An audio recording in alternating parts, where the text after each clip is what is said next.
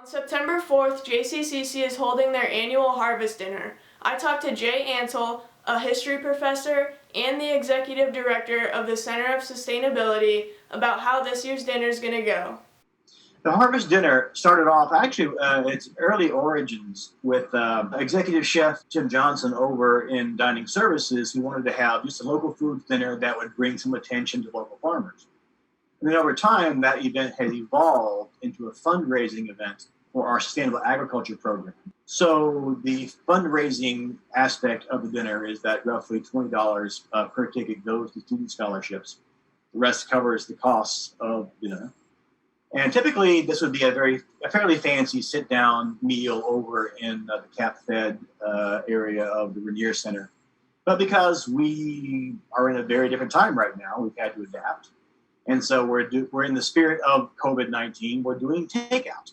With the dinner being takeout this year, the Center of Sustainability still made sure that their takeout boxes were compostable or recyclable.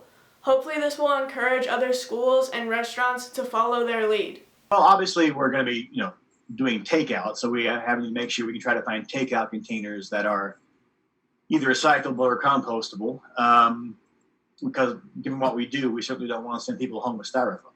And so while some people think about recycling and renewable energy as being what sustainability is really all about, it's also about food production. It's about understanding how systems do and don't work together to produce societally beneficial things. Not only is the packaging of the dinner beneficial, but all of the ingredients either come from the petal farm on campus or from local farmers. This is important because local businesses have been hit particularly during this pandemic. I know we harvested a lot of garlic earlier, onions, potatoes, greens, whatever they have will be offered up to the chefs to use, and we'll just at the end of the day see what ends up being used. And what's not from the farm, I know the chefs are trying hard to order from other local vendors. So the source material, the food, will be as a local as we can make it. So that is not from our farm, from local ranchers and other farmers. Eating at local restaurants that buy food and produce locally also helps in that way too. So when you're buying from a local restaurant, you're not just helping that restaurant, you're also helping farmers and workers. It keeps the money within the local community. I think if where you're eating locally gets its produce from farmers markets and local farms, I think that's a great way that it benefits the environment and sustainability.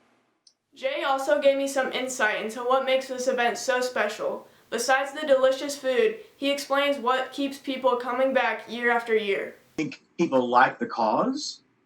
They like to support a program that's training farmers who will produce their food in the future and do so in ways that are more ecologically friendly and more sustainable.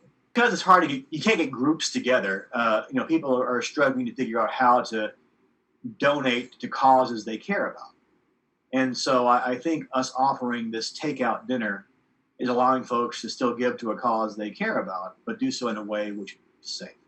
This year's dinner will certainly be different from the past years, but what hasn't changed is the success and support from the community. Very pleased with the way the community has supported this dinner and this sustainable agriculture program, and how they continue to do so. It's very gratifying and shows that we're offering a program that the community wants us to offer, and that's great.